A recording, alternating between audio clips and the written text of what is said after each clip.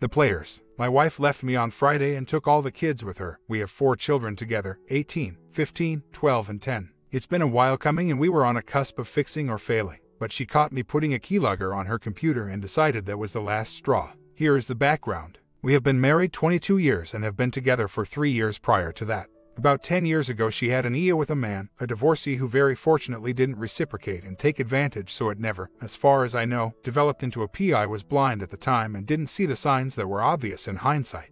We went to marriage counseling and reconciled, but still all the time she complained that I, all the time, was controlling and she felt constrained. In many ways it's true. She is very bad handling money and I keep her to a budget. She manages her own accounts as she pleases, but I only put the agreed budget into it.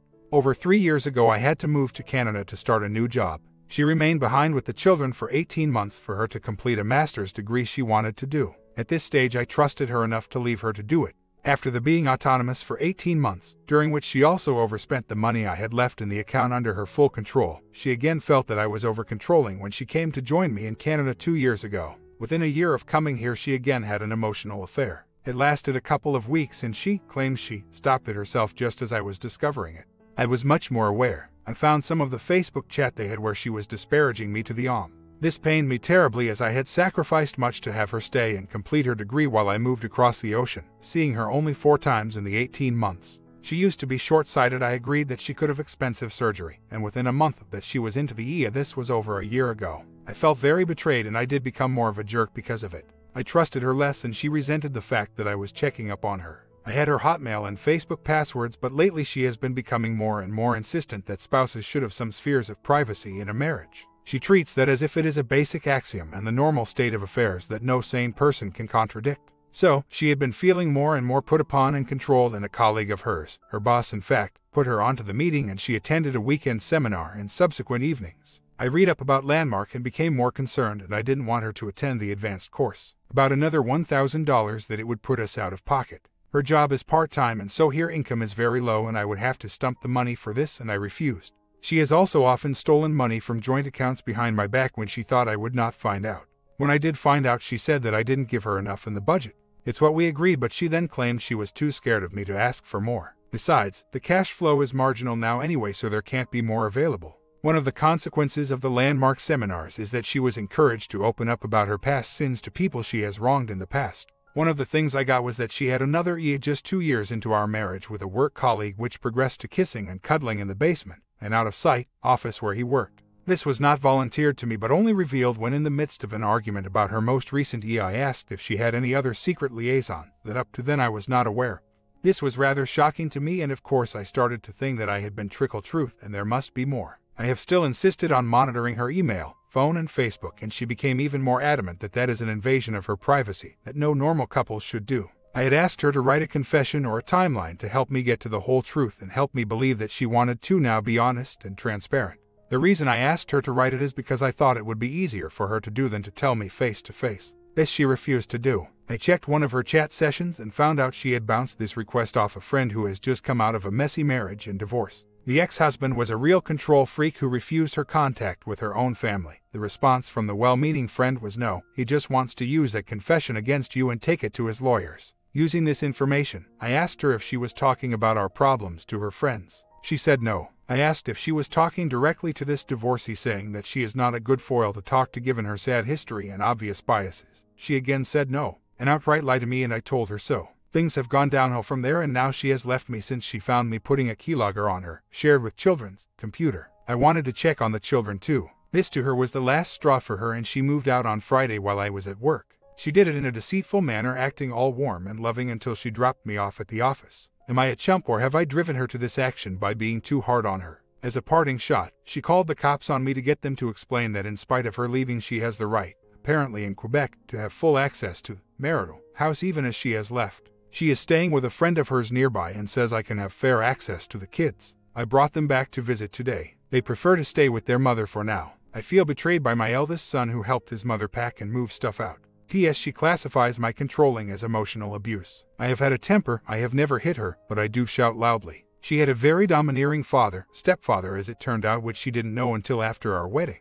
She has had EAs and gone past the boundaries of marriage, but not as far as anything physical. I am a chump. I still think I love the bee. She is 44 years old and still very pretty as well. It might have been part of her problem. She was an ugly duckling in her youth, and coupled with the domineering stepfather, it gave her self-image issues. My own sisters have been telling me that I am well rid of her. They knew more than I did all along what she was up to, and my sisters hadn't done me any favors by withholding their opinion and observations from me. My own 12-year-old son broke my heart today by saying the situation sucks. My sister, what they observed and were told by WW herself, what I wasn't told also because my sisters told WW not to hurt me and kept their opinions from me. During her 18 months alone in Ireland, she sometimes went out at night leaving eldest son, then 15, to babysit. My sisters also told me that WW had admitted her Ia to them while we were at one of my sister's wedding. The Ia was going on in Germany and we had traveled to a wedding in South Africa. WW was almost bragging about the money she could squeeze out of me, and she could use it to fly out her best friend from South Africa to visit her in Germany. For reasons best known to themselves, my sisters kept this from me until yesterday. Most of WW's female friends who have her side of the story will paint me as the bad guy, bullying, emotionally abusive. This is the line she herself uses to describe our relationship. And of course the ubiquitous controlling. I do think a lot of that is true. I have a temper that scares WW, and although I have never physically hurt her, I have sometimes thrown things, threatened to cut off money or make her life difficult in the house from what I can control. Don't get me wrong, I care less what they think of me, because I know where most of them come from. What is the concern is that they are the mirror they WW is holding herself up to, and she thinks what they think and say is how normal couples should behave, and that it is normal that people are entitled to their privacy and their husband's money, even when they do not work for it in any meaningful way. I hope to see a lawyer soon, but from friends around here I hear that it's not going to be easy to cut her off. She has minimal income, and I could be forced to support her by law. I want to support my kids, but that of course enables her to support herself. Well, eldest son has to think long and hard too about how his mother's actions affected him. He is a brilliant guitarist, and her Ia of over a year ago cut off his avenue to go and jam with bands for a period of a year because her recent Ia was with the drummer of one of the bands that play at that venue. I refused to take him there for about a year. She revealed to me a few weeks back that after she cut off contact with OM, she still had feelings for the OM for a year afterwards. Eldest son will now also suffer since I will not be able to afford to keep up his music lessons with any split household arrangement. I really fear that you are right and there is far more than she is telling me. Some of her actions or words to me indicate a possible level of self-destruction. She does tell me that I will be better off without her. When she went to a meeting where they were encouraged to call people they'd hurt and confess to them and try to mend relations, she never called me or volunteered information to me. Her husband. She called her stepfather, who she hadn't spoken to for 20 years. She even called my sister, but she never called or volunteered to tell me what she had done that would hurt me. Was she too scared to reveal all? Part of the tension of the past few weeks is that I continually had the feeling that she hadn't revealed everything, even though she repeatedly assured me that she had. Does she want to get away because she is afraid to tell me more? Is she scared of my reaction? She tells me I am better off without her, which suggests to me she is still hiding something that she thinks would hurt me more and cause more anger from me. She is well aware that she needs therapy. She had tried to get that from this meeting group. I was not very supportive of this as I distrust it from reading its origins and some issues with law and government in some countries. I think it did more harm than good. It's not one-on-one, and it possibly gave her a false sense of empowerment, but without making her ready enough to confront her own demons or revealing them to me. I am quite sure I have anger issues, but not so bad that I have used physical violence on anyone in my family, although I can probably be seen to be intimidating when I am angry. I am 6 feet 240 pounds and wife are 5 feet 120 pounds, so the default position is she cannot use or deflect any feared violence. That is a situation, and as a consequence I know I never need to use violence and never have. She still fears that I might though. I am seeing a psychologist today, in fact. This was arranged before my wife moved out, and she knew about it. Incidentally, she also used a day she knew I was under great stress at work to choose to move out. Things evolved. She studied to be a teacher. She gave up on that almost before she started, then did secretarial work. This is when I later was told that she had her first kissing affair. Then first son was born. She tried to go back to work, but first son was incompatible with daycare, effectively expelled from daycare. Then she resolved to stay at home, and I went along with it. It was tight at the time but manageable. At this time, she was still paying off her study loan, which I continued to pay off while she became a stay-home mother. She then became involved with the voluntary breastfeeding support. After 3 years later, daughter was born and we moved to the USA for a year. She was on visa and couldn't legally work, but she continued her involvement with the same breastfeeding support organization. Afterwards, we moved to Germany. She could have worked there if she wanted, but soon, we had 2 more sons and she stayed at home by default and continued the breastfeeding work, unpaid but not many hours involvement. Our relationship became strained at this time, and she had an Ia some months before third son, fourth child, was born. Then we moved to Italy for a year. I was job shopping at the time, since the USA move, which pays well but short term. One can get laid off at any time, and it was financially prudent to build up sufficient savings that could last months for extended out-of-work periods. I was out of work for 3 months at the end of the first German sojourn. I then found work in Italy and she moved down, and she stayed stay-at-home mother. Here is where she started stealing from our reserve accounts without my knowledge. She resented that I was earning so well and not letting her spend it all. She did recognize my wisdom, particularly when we bought a fantastic house overlooking Galway Bay in Ireland with more than half the value paid up front and a mortgage for less than half the price. However, we were pulling in different directions. I wanted to save more and she wanted to spend more. Another sojourn in Germany was followed by 6 months unemployed and then a full-time job in Canada. The full-time salary is nowhere near a job shopping rate, and supporting 2 mortgages it is just breaking even, but we have to stay disciplined to a budget and account for sundry expenses. She resented me not getting her a second car, but I cycle to work a lot and it's often on her way to drop me off and pick me up.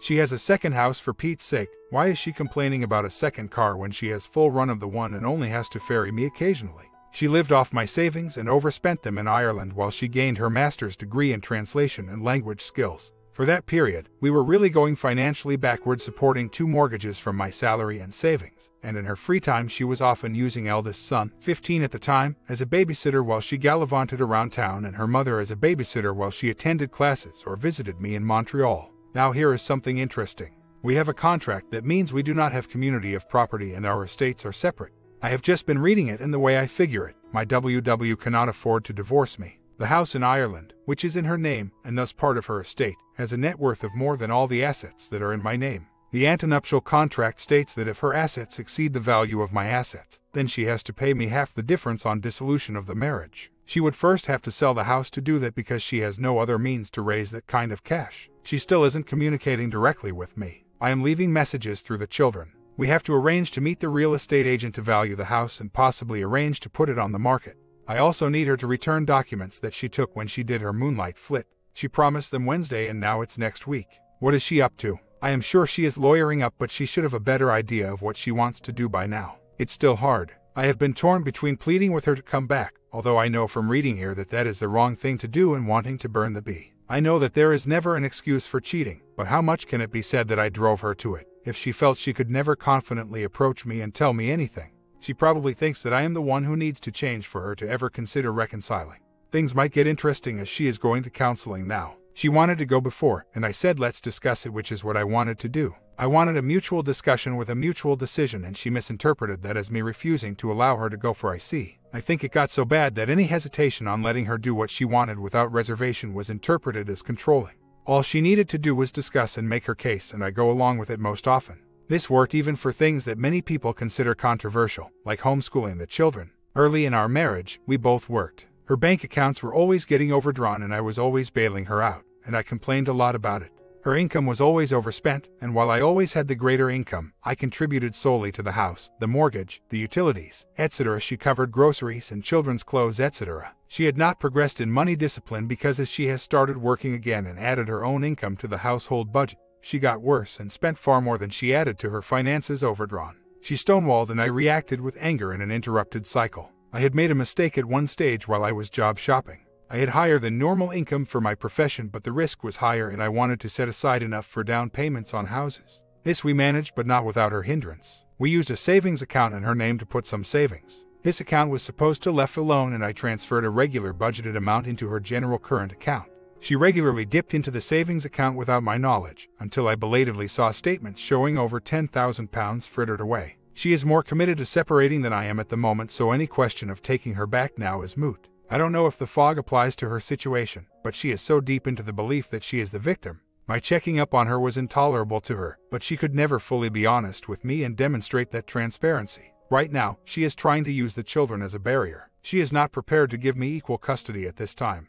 She does allow me some time, but always they sleep back with her friends. At the moment she is definitely not sharing the kids equal time. I can wait, I suppose, for the kids to settle into some calmer state, but I don't want her to establish a precedence of time-sharing status quo either. I have spoken to a lawyer and he advises that I be proactive in handing over child support money. There is a guideline for this and I intend to hold strictly to that guideline, but I know that will leave her very short on cash flow, compared to what she is used to. I don't want to volunteer any alimony, partly since I sacrificed 18 months and supporting 2 households on a single income for her to get her master's degree, and that should make her earning capacity quite good. Her share of the combined net assets gives her a net worth of at least $250 so she is not poor. It's all about cash tied up. I have all my kids with me this weekend. Wife is trying effectively rationing time and dictating when they should be returned. I haven't had anywhere near equal time yet. Someone is obviously bending her ear about how she is the primary caregiver, and she interprets that as she takes the lion's share. But I don't know what that means in practical or legal terms, since none of them are toddlers anymore. The 12-year-old boy is taking the situation the hardest. He is sulky and moody, and it tears me up seeing him like this. I started crying, then he started crying, and we had a mutual cry and hug together. Is it wise to keep them with me a day or more longer? I can take another day or two with work, and if they all want to, simply keep them here a day or two longer. Wife doesn't want to discuss regular arrangements yet, but tries to dictate the terms of visitation in this limbo period. She also seems determined to separate and is in the bosom of her toxic sisterhood that will feed her all kinds of bull about how much money I should be paying her. Son, 18-year-old, is slowly coming around. He is old enough to understand some facts of life, and I explain them to him. This does give me some incentive to spend quality time and interact more with my younger sons as well, a thing I have left by default to their mother. What a fool I was. This weekend a small success. Youngest son finally managed to ride a bicycle. He needs much more practice, of course, but he's got the start and the confidence to carry on trying. It's difficult going dark on the wife when I have to haggle for time with my kids. I am trying to keep it strictly to topic. She is not ready to talk about regular arrangements. She is probably trying to arm up with all sorts of legal reasons to try and cut me down on my share of time with the kids. I have now totaled up the amount of money taken from the Irish account and sundry ATM withdrawals. To recap, the Irish account is a buffer where mortgage and insurances are paid. The rental income doesn't cover the mortgage and leaves a monthly shortfall of around $700. Since February, she has taken out around $1,500. Her own earnings at her part-time jobs can be as much as $1,000 a month, but it is irregular, and I handed over the groceries, clothing, and sundries budget of $1,800 p.m. to her. Now her own earnings were supposed to cover the $700 shortfall. She contributed nothing. I am a chump, as I should have simply deducted the $700 from the budget and not let her defaulting on our financial arrangement slide. This seems to have fueled her sense of entitlement, and still she wanted more. Even with her own income, she felt the need to steal more from our other account without me knowing. During the marriage, she also had other accounts that built up a healthy balance from my job shopping contribution and some of her freelance translation work, and those have been depleted completely now. I think I mentioned before that the mortgage, utilities, and even the phone she used for one of her jobs were all covered and not included in her groceries budget. How then could she not come out on between $2,200 and $2,800 a month? Now when she asks for child support money, I should either deduct the $700 for her house. The house in Ireland is in her name, but the mortgage is joint, and or force her to pay into that account regularly. I have done the child support calculation, and even if she has full custody of all the kids, she will get no more than what I have already been regularly handing over to her, and that was with having a roof over her head and utilities provided. She is in for a rude awakening, I think, when she finds out how little money she can actually extort from me, and she thinks she can live in subsidized low-income housing. But I don't think that will fly when they know she owns property in Ireland that was bought for over €500,000. I have to be ready for any underhand trick she wants to pull. She is getting counsel from her toxic sisterhood, and I am pretty sure she has got a lawyer involved. I guess I have to wait and see. What is my best action here? Another small victory. I am now in sole control of all the cash on hand. I have managed to move the bulk of cash that I had previously put into the joint account in Ireland, getting killed on exchange rates in the process. Now that can increase the pressure, since at least $700 a month has to be put into it to service the mortgage on her house in Ireland. There is no more than 2 months buffer there now. We'd probably have to sell the house in Quebec to divide out its net worth then. She could probably clear $200,000 that way in cash. Considering the current political climate in Quebec and economic prospects, that is probably not a bad idea, but I need to hang on to my job here because jobs are low right now in my field, aeronautical engineering. Now it's the end of the month and she will probably need to come and ask for money. She hasn't tried to contact me for anything so far, so I am wondering how best to handle the situation. A lawyer has suggested I be proactive and give her due as calculated on the child support guidelines for Quebec. I could wait for her to broach the subject. When she does, I could also point out the money she has already taken in advance from the Irish bank and deduct that from her child support due. But whatever, the friend who is putting her and the kids up has a husband who works in the same building I do. When I see him, I will probably feel like hitting him for interfering in my family in that destructive manner. They could have come and helped by being a third party to help start a discussion and then planned her exit or some other alternative, MC or agree separation terms, etc. It's now a new month and my deserting wife hasn't asked for any money yet. I am avoiding contact with her so I don't want to bring up the topic.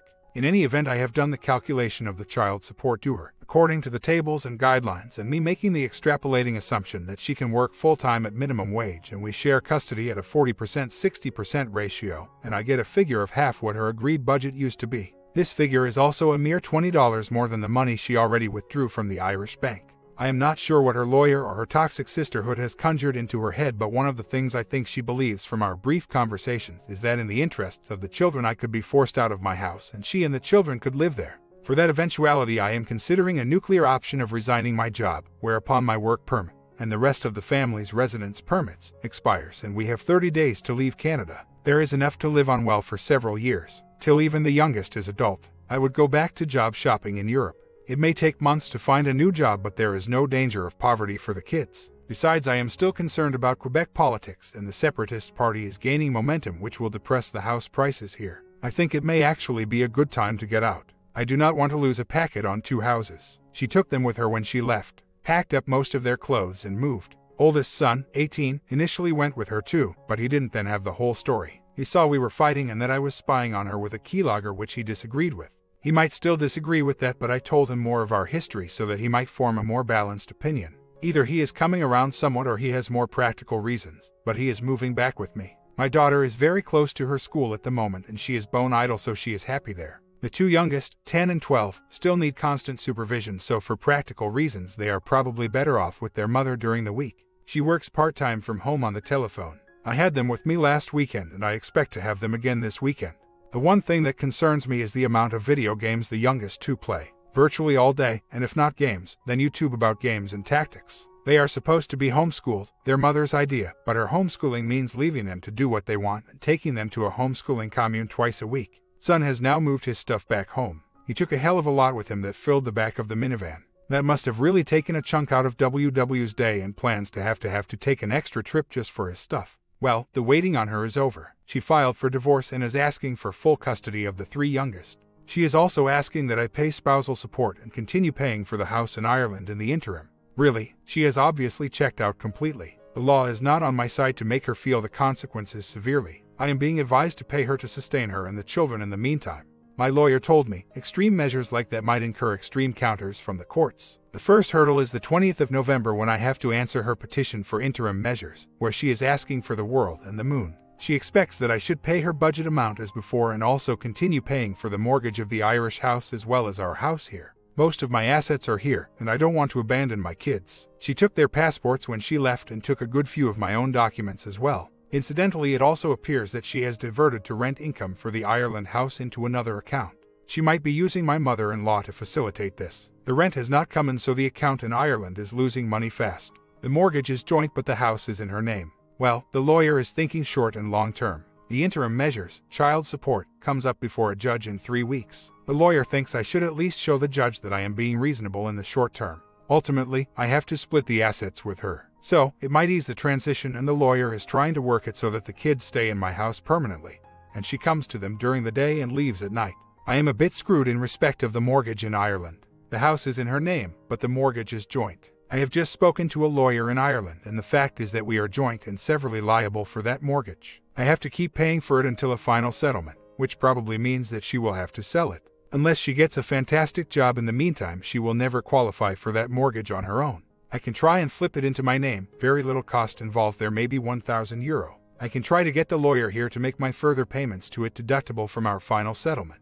Also, it seems that I am in a situation where we are both 180ing each other. She is dealing only with the lawyer and doesn't want to mediate or try and settle face to face. Is this ultimately productive? Should I make any overtures? I might want the young ones aware of her former affairs, lying and stealing and bad money handling, so they understand my reported actions better. The state of her current dress sense does make me think that she is not now in the midst of a new affair, or she would be dressing smarter. She just wants out of the marriage, and previously only wanted to stay in on her own terms. She has shown a spiteful nature in the divorce petition. She claimed I drank to excess and wants the court to stipulate that I not drink when I have the children. I only drink a couple of beers a night, never hard liquor, and I never get drunk, and alcohol makes me more mellow. She knows all that, so what is her reason for putting that in her petition? Another spiteful act of hers was when she left. She took, or more likely threw away, our collection of toys. It is interesting, but I don't know how to interpret that action. What is recently interesting is that she contacted one of my sisters, trying to tell her that there is more to the story than what I am telling my family. I don't think she has any idea what I have told them, so I guess she is guessing. She was trying to justify her act of desertion to be in the best interests of the children, and she is convinced she did the right thing. Apparently, she wasn't getting the affirmation she was seeking from my sister and signed off as soon as the conversation deviated from her own script. It might get interesting now. I am not sure about this, and neither is my lawyer, but it appears that since our residence in Canada is temporary, 3-year work permit that has been renewed once, and that STBX status here is purely due to the fact that she is my spouse, she might not be resident from the moment she chose to separate. In the meantime, lawyer is encouraging me to cough up some money to induce her to move into a home of her own and to try to keep the children here with her coming to my house to look after them during the day and leaving at night. As a side and parallel event, my mother is now gravely ill. My mother is in hospital in ICU in South Africa with diverticulitis, infected intestine. The condition was probably latent but certainly exacerbated by my STBX's action and my mother's concern for my welfare. Just another casualty from a selfish woman's vindictive actions. One small thing made me smile. It seems with all my younger kids occupying STBX's friend's home and spending all day playing online computer games, it appears that they have overrun their download limit, so the friend is probably not too chuffed. And I have also found out that STBX is getting money from her brother. I never liked him much, so she is being fed comfort from her family. My lawyer just called, and she and her lawyer agreed to our proposal to pay her $10,000, deductible from final division of assets, to help her settle in her own home. What that does, at least, is remove the threat that the courts would ask for me to move out and she move in with the children in the home, in the interests of the children. My mind and resolve keep wavering. I keep thinking that maybe she wakes up and sees what it's doing the children and wants to come back and reconcile. I realistically doubt that that can happen, but it causes me periodic depression. I know that pleading for her to see reason will never work, but it's difficult to resist the temptation to try. I am flying to South Africa to visit my gravely ill mother. Here illness was not helped, possibly even precipitated, by STBX's walkaway action and her worrying about us. I have been stupid. I could not resist the chance to get a dig in, and it comes from a quote from my ailing mother when she still could speak to my sisters. She said STBX is ruining her. I repeated this on my Facebook status. 2 of her cousins chimed in on this post and I replied to them, including my assessment that she lied, cheated, and stole from me. These are all provably true statements. However, yesterday I am greeted with a lawyer's letter accusing me of falsely accusing her. Well, I didn't use the word adultery, but I did say cheating, and even without physical contact is cheating, and secretly siphoning funds from a joint savings account is theft, so it can be proved true. However, I am warned that any future posting of content, images, interesting, she must have now remembered my photos, or references to STBX will be met with the full force of the law. For any recurrence, she wants the lawyer to institute an action for damages, including but not limited to an action for intentional defamation.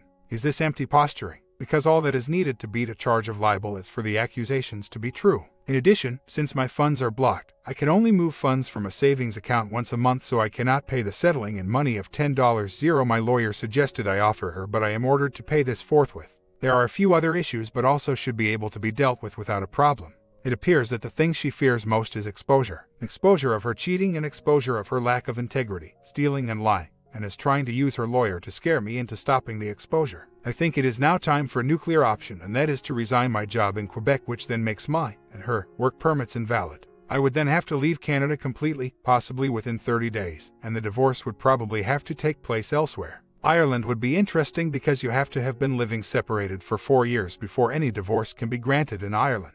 Bad day again. Eldest son, 18, who stays with me for the moment, is vacillating about whether to move in with his mother or stay with me. He has been very emotional and prickly, sensitive, lately, and I took him to task about something he revealed to his mother at a bad time in a phone call, and he thinks he will be less under pressure to avoid conflict if he stays with his mother. We had a bit of a fight yesterday and he threatened to move out to his mother's apartment. I basically told him to do it if he wants, and it will actually free me of the burden of feeding and clothing him. I have made my option to move out of Canada known, and he wants to stay and definitely doesn't want to go to South Africa. He has a lot of legal status problems with ability to work or study in Canada, and at the moment doesn't qualify to be on the health system. If he moves in with his mother, she will have to pay for private health insurance because I will not. It's not in the agreement. Something has lifted my spirits just now. I have just been called by a recruiter. There is a job going in Georgia, and it couldn't have come at a better time. This gives me a focus and direction for the moment. I also think it is a place that number one son actually might be happy to go to if I can swing a visa for him. I need to find out more about adult dependents and work visas. Another day to reflect on the inevitable. Most of her stuff is gone. Mostly books. She had a ton of books, about 15 boxes full, and the house looks empty without them. I had to deal with her over what kitchen stuff I keep. She took all the children's toys, which is okay since they have grown out of them by now, and less to clutter my house. Interesting that she is spending money hand over fist. We have to see how that lasts. Having paid her $10,000, deductible from final settlement anyway on the advice of my lawyer to entice her from trying to establish herself in my house and forcing me to leave, she is now spending it. A new car, she has rented an apartment, and no doubt she needs more furniture. I always like her with long hair, and now that she has moved out, she has had her hair cut quite short. I suppose it is a statement of intent on her part, but I took the trouble to tell her it looks nice. Looking at her in the new light of no longer feeling any affection for her, or not too much, she does not look so good to me anymore. She was in her mom jeans and they really do make her bottom look fat. Final update. Well, now I can say I am moving on. I have met someone new and the relationship is moving at a fast pace, maybe too fast, since I realize, as does she, that it is a classic rebound situation. However, it does me good to invest emotional energy in a new relationship rather than pine about the past. Well, 2 steps forward and 1 step back. Eldest son, 18 for those who haven't followed all the way, has decided to move out and in with his mother. It's been quite strained for a while, and of course he has divided loyalties, but it was becoming difficult living with his sullen mood, while mine is improving all the time, and reluctance to talk about things all the time. The catalyst came about when I quizzed him on how his studies were progressing, and he claimed to be unmotivated and being depressed in this house. He claimed he could study better at his mother's. With my 2 youngest, 10 and 12, there all the time that is not likely. But I took him at his word and told him to move out straight away rather than carry on threatening to, as he had been doing for the past month. Perhaps he was also reacting badly to the fact that I have a new girlfriend and moving on. A month later, divorce proceeding, and a lot has happened. I still have some issues with the kids' education, and I am pushing both for shared custody, which appears to be what normally happens, and for the youngest 2 kids to attend regular school. She is homeschooling them and not registering them with the school board in any way. She must be running out of money, or maybe her brother's sponsorship of her legal fees is ending, since I have received a message that she is now prepared to engage in mediation rather than continue to do everything through the lawyers. On the personal side, my psychologist steered me into getting checked out for depression or ADHD. I have now discovered I really am ADHD, which I am starting to treat. So, this crisis did precipitate me taking action to sort myself out. The relationship with the new girlfriend is progressing well, meeting her family next week actually, and it's quite interesting for me to compare how a person who really cares for me treats me. It's quite a contrast. My STBX has never included me in her social life with her toxic sisterhood friend, whereas my girlfriend is only too pleased to introduce me to her friends and include me in her social life and give me priority in her life. My comment: you just take care of yourself, stay strong.